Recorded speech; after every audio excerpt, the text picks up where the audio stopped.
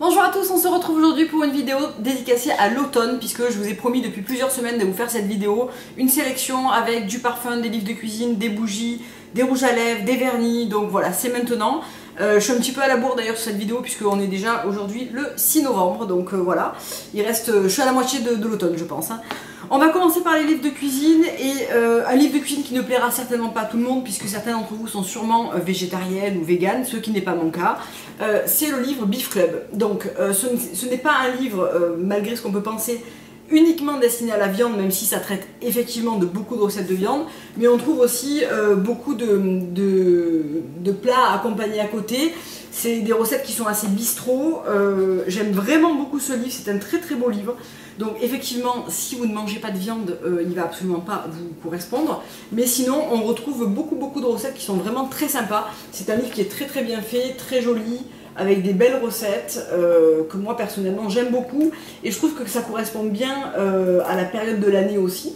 Donc on a aussi des desserts, des salades, des cocktails. Donc il est assez neuf pour l'instant, donc il est un petit peu difficile à tourner les pages, mais voilà, vous avez toute la première partie qui est destinée effectivement à la viande, et ensuite on retrouve quelques soupes, c'est vraiment assez varié, et après à la fin on retrouve des cocktails.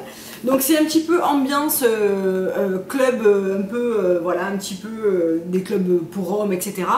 Je dis ça dans le sens où c'est des recettes qui sont pas très féminines peut-être, c'est vraiment axé autour de la viande, de tout ce truc-là. J'aime beaucoup personnellement, j'ai bien conscience que ça va pas plaire à tout le monde, mais moi je ne suis pas végétarienne, donc c'est un peu compliqué. Quand j'ai ce genre de livre à vous présenter, j'ai envie de pouvoir vous en parler aussi. À vous après de faire le tri dans les informations que je vous donne.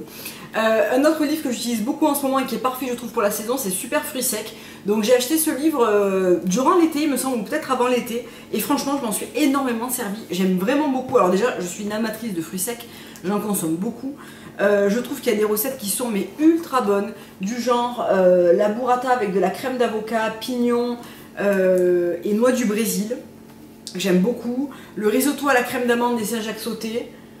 Vraiment, j'ai fait beaucoup de recettes de ce livre et je le trouve vraiment super bien. Les barres de céréales, noix de cajou, pistache, abricot sont super sympas et très bonnes et faciles à réaliser. Quoi d'autre? Il y en a une que j'aime particulièrement aussi. Vous retrouvez aussi une recette de granola qui n'est pas celle que je fais, mais honnêtement, il existe autant de recettes de granola que probablement de recettes de soupe au pistou ou de couscous, donc prenez celle qui vous plaît. C'est le wok de poulet linguiné, raisin sec et noix de cajou qui est aussi hyper bonne.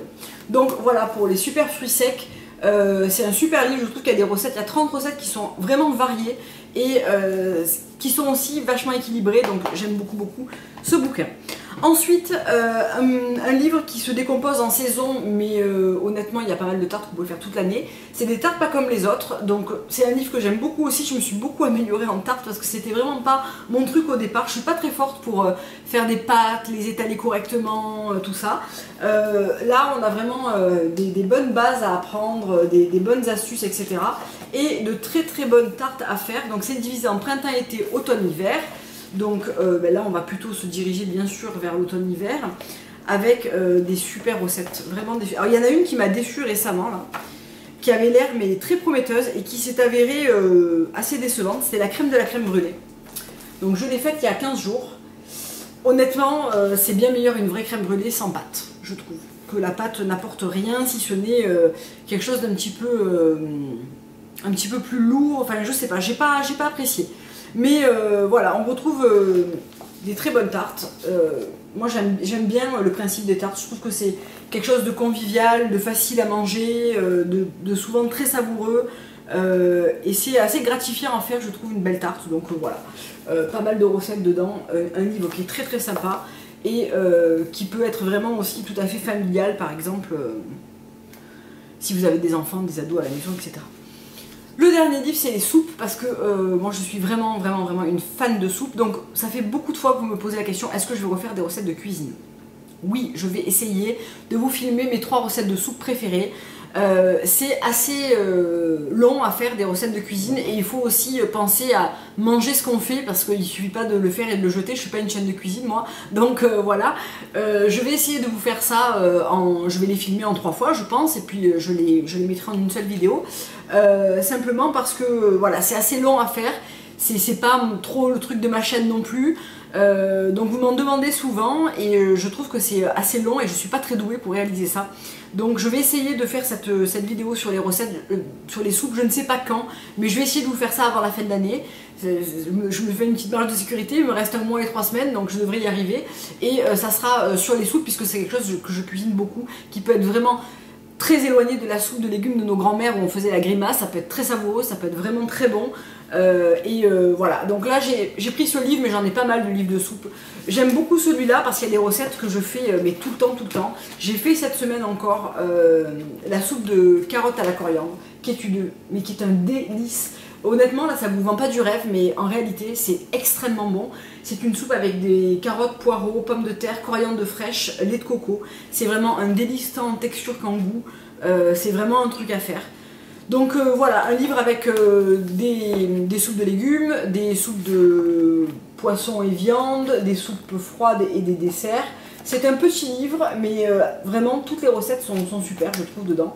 Donc voilà, c'est aux éditions Hachette Cuisine. Ça se vendait avec deux petites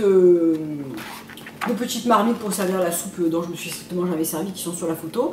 Mais voilà, je trouve que c'est un super livre de soupe, et si vous aimez ça et si vous faites toujours la même et que vous n'avez pas d'idée, achetez-vous celui-là, ou soupe gourmande pardon, de prêt à cuisiner, dont je vous ai déjà parlé, et je trouve que c'est des super bonnes recettes de cuisine. Oui, vous pouvez vous dire que peut-être je suis plus foncée. Je suis allée chez le coiffeur cette semaine. Alors, j'ai demandé ma couleur pour vous la communiquer. Le truc, c'est que c'est mission impossible parce que ça change à chaque fois que j'y vais, parce que un coup j'ai mes racines naturelles, un coup j'ai plus mes racines naturelles. Donc elle fait 1 million de mélanges. Elle m'a dit en fait ne leur dis pas la couleur que c'est parce que ça ne rendra jamais pareil sur elle. Donc c'est une base de 6-7 dans laquelle elle ajoute 4 ou 5 reflets différents. Donc voilà, je ne vais pas me risquer à vous la donner parce que si vous réalisez ça chez vous, vous n'aurez jamais le même résultat. On est un petit peu plus descendu sur les mèches et on a fait une légère patine blond cendré sur les longueurs. Donc voilà, je suis très contente de cette couleur. Je suis vraiment pas prête du tout de revenir à mon blond d'avant que je trouve maintenant avec le recul hyper fade. Donc je me suis bouclé mes cheveux comme d'habitude, donc c'est toujours la vidéo d'il y a 2 ans, je n'ai rien changé. Et je me suis lavé les cheveux ce matin avec le shampoing riz et protéines de soie de chez Siam. Ça fait des cheveux ultra brillants, j'ai même rien mis après mes boucles et en fait ça fait des cheveux ultra doux et ultra brillants. Donc vraiment Siam c'est ma marque de capillaire préférée je pense, c'est ma découverte de l'année. En ce moment j'en fais des découvertes, vous allez voir, je vais vous filmer pas mal de vidéos là parce que le week-end prochain je ne vais pas en filmer. Donc je vais vous en mettre 3 ou 4 à la suite là. Et je suis allée de découverte en découverte, mais Siam je crois que c'est vraiment ma révélation capillaire de 2016. Bien, on ferme la parenthèse cheveux, on passe aux bougies. Alors, j'ai essayé de sélectionner pas trop de choses. J'ai 3 bougies, 3 parfums, 3 vernis. J'ai un peu plus de rouge à lèvres parce que c'est quelque chose qui s'avère toujours un petit peu plus compliqué. À l'automne, j'adore la bougie Benjoin de chez Diptyque. J'aurais pu aussi choisir la bougie ambre, mais j'ai terminé mes 2 bougies, donc je n'en ai plus. Comme j'ai quand même dans l'idée de finir pas mal de bougies, et vous voyez, je m'y suis attelée, la patchouli est bientôt finie de chez Diptyque, et la Benjoin est largement bien entamée. Donc Benjoin, c'est vraiment un écrin de douceur, de sucre et de bois. De sucre, c'est pas très sucré, hein, mais c'est quand même quelque chose d'assez enveloppant, d'assez doux et poudré, avec des bois et un mélange un petit peu de vanille et de bois comme ça qui est superbe. J'adore cette bougie à cette époque de l'année. Honnêtement, entre l'automne et l'hiver, il n'y a pas grand chose qui change entre les bougies et le parfum. Je vais vous parler souvent des mêmes choses. J'essaierai de faire une rotation un peu plus intéressante pour l'hiver, mais honnêtement, celle-ci pourrait tout à fait être brûlée en hiver aussi, puisque elle s'y prête complètement. Ensuite, Nuit Blanche de chez The Different Company. Donc non, je ne sais pas quand va avoir lieu la prochaine vente privée. Je la guette tout autant que vous. Je n'ai aucune info. Je l'économise à mort. C'est une bougie qui sent extrêmement bon. Donc les notes, c'est de la vanille, du patchouli et du santal, du styrax. Donc c'est Nuit Blanche de The Different Company. Et elle est sublimissime. Donc ma copine Emmanuelle, quand elle est venue à la maison, donc Frenchy Crush, si vous savez toujours pas qui est Emmanuelle, me disait qu'elle ressemblait beaucoup à Bibliothèque de Byredo. Je ne connais pas Bibliothèque de Byredo, mais apparemment elle se ressemble beaucoup. Donc là aussi c'est assez différent de Benjoin. Benjoin est plus boisé, celle-ci est plus douce et sucrée je pense. Et on a vraiment ce santal crémeux, le bois de patchouli, le styrax et la vanille qui font vraiment un cocon hyper adapté à l'automne et l'hiver, encore une fois, parce que honnêtement, je fais pas trop de différence entre ces deux saisons. Autant avant, je brûlais beaucoup de bougies Bath & Body Works avec vraiment des accords de pommes, de citrouille, tout ça. Là, j'avais tellement de bougies que je ne voulais absolument pas en racheter parce que sinon je m'en sors plus et je tourne toujours avec 30 bougies et c'est n'importe quoi. Donc voilà, là, du coup que j'utilise plus ces bougies très saisonnières, je garde un petit peu les mêmes en automne et en hiver. Et pour terminer, une bougie dont je vous ai parlé il n'y a pas longtemps, c'est une Woodlot, c'est la originale que vous trouvez sur le site de Green Jungle Beauty Shop puisqu'elle a rentré la marque récemment. Et c'est une bougie complètement naturelle à base de cire de coco, donc super bel écrin et une super belle bougie qui brûle extrêmement bien, qui diffuse extrêmement bien. Je la trouve hyper belle en plus, avec ses deux mèches, etc. Quand j'ai vu que Julie avait rentré cette marque, je me suis littéralement jetée dessus. Et on a un accord très hivernal pour le coup, beaucoup plus, même voire beaucoup plus de Noël, avec du sapin, du pin, de l'orange douce. Ça me fait beaucoup penser à mon enfance en fait cette odeur. On a du bois de cèdre et cette petite orange douce à l'arrière qui fait cet esprit un petit peu de Noël que j'aime particulièrement. Je trouve qu'elle est fraîche et revigorante, j'aime vraiment beaucoup cette bougie. J'attends d'en finir un peu celles qui sont sur mon plateau là-bas, donc il y a la Acier de Villate qui est la Jérusalem, il y a la Patchouli de Diptyque et il y a la Ambre de l'Artisan Parfumeur, donc c'est que des bougies qui sont au dernier quart, donc j'attends un petit peu avant de la ressortir, qui fasse un petit peu plus froid. Mais vraiment j'adore cette odeur, définitivement. C'est très aromatique aussi, j'aime beaucoup et ça brûle super bien. Le format de mèche est un format qui envoie quand même pas mal. Je trouve qu'en plus pour des bougies de ce look et de cette composition, elles sont pas chères du tout. Donc franchement, allez faire un tour si vous cherchez des bougies naturelles. Et même pour faire un cadeau de Noël ou quoi, je trouve que l'emballage et tout est hyper joli. Voilà pour les bougies d'intérieur, on va passer au parfum avec deux parfums que vous avez déjà vus et un que vous n'avez jamais vu. Pas un automne ne se passera sans le Duel de chez Diptyque. C'est un parfum, je crois que je suis à mon 3e flacon. C'est un parfum que j'adore, c'est un peu ma signature olfactive. C'est de la vanille avec de l'encens, en fait, c'est une vanille fumée. Alors on me demande souvent qu'est-ce que je préfère. Je préfère la version eau de toilette et pas la version eau de parfum. Je trouve que la version aux toilettes est plus vanillée et plus... je sais pas, j'aime beaucoup cette senteur en fait. C'est vraiment une vanille avec du bois. Mais comme souvent hein, dans mes choix, que ce soit de bougies ou de parfums, j'aime beaucoup ces accords. Ils sont à chaque fois un petit peu différents, mais finalement ça tend vers le même esprit finalement de parfum. Et le Duel, si vous n'êtes pas encore allé la sentir depuis le temps que je vous en parle, allez-y parce que voilà, si vous aimez la vanille mais qu'elle soit pas gourmande et pâtissière, que vous aimez plutôt la vanille, on va dire d'adulte entre guillemets, où il y a ces accords un petit peu boisés, cuirés derrière, tout en étant très doux parce que c'est pas du tout un parfum agressif, allez sentir le Duel qui est absolument magnifique. Dans un esprit un peu plus fort, peut-être un petit peu plus masculin aussi, j'ai enfin craqué pour les parfums Replica. Je sens que ça va être un grand début d'histoire d'amour entre cette marque et moi, parce que j'ai beaucoup aimé ce que j'ai senti. J'ai découvert qu'ils étaient au printemps des Terrasses du Port, et j'ai craqué pour le By the Fireplace que j'avais senti à Miami cet été à Sephora. Ce n'était pas du tout de la saison et les parfums là-bas Replica sont beaucoup plus chers que chez nous. Donc d'abord j'adore l'étiquette qui est une étiquette en tissu.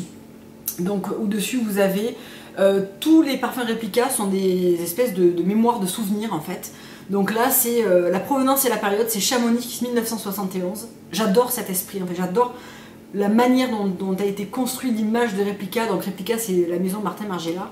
Le style de la bouteille, l'intention de ce parfum, enfin, donc la description de la fragrance c'est du bois qui brûle et du marron. Et le style description c'est pour les hommes et pour les femmes. Donc imaginez-vous au coin du feu, à Chamonix pourquoi pas puisque c'est un petit peu la provenance du parfum, avec des accords de vanille, de bois qui brûle, donc de cheminée, de marron grillé, de noisettes, d'ambre. Voilà. Tout est là-dedans, c'est un truc...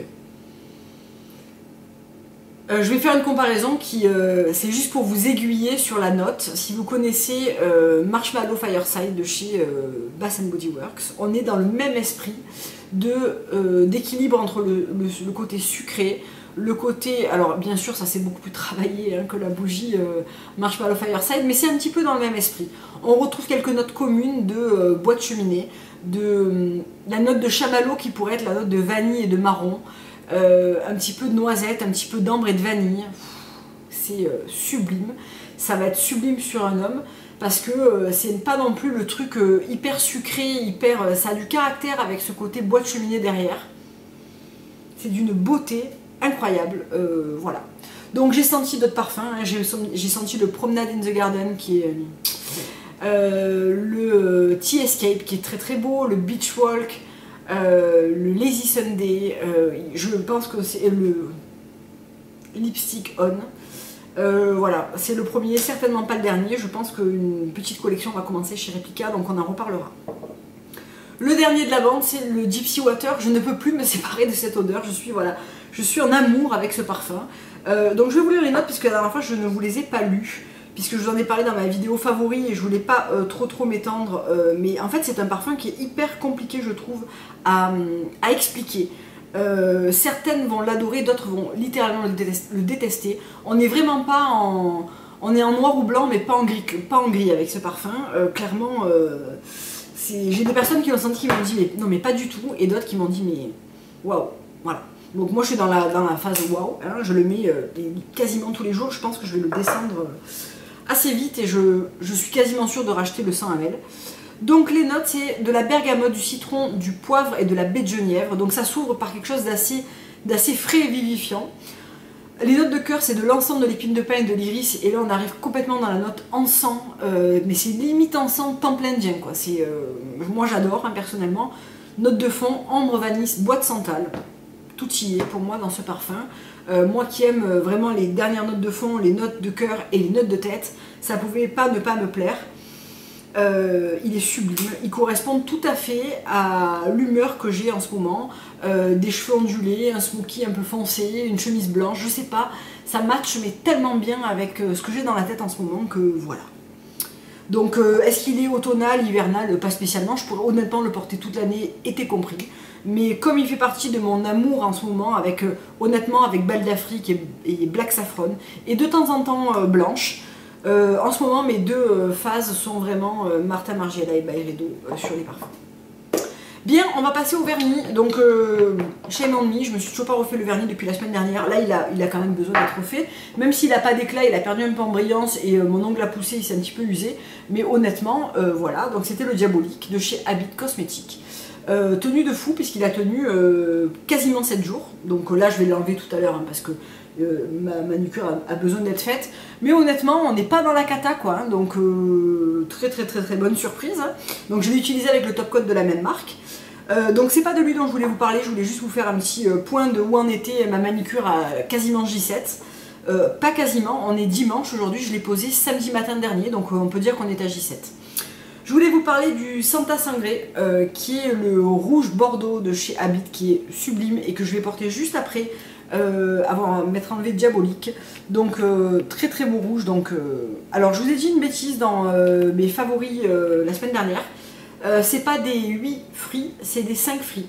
Donc ce qui est déjà pas mal du tout. Tout comme les Treat Collection, il me semble que les Cure Bazar sont en 4 fruits, mais ont 85% d'ingrédients d'origine naturelle. Donc voilà, honnêtement ça me va, hein, en termes de vernis.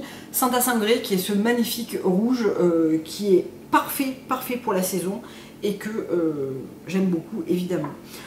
Un rouge un petit peu plus flash parce que j'aime bien toujours en avoir en saison, c'est le rouge fleur de chez Cure Bazar que j'ai porté maintes fois, que j'aime beaucoup, qui tient aussi très bien, j'aime vraiment beaucoup ce rouge.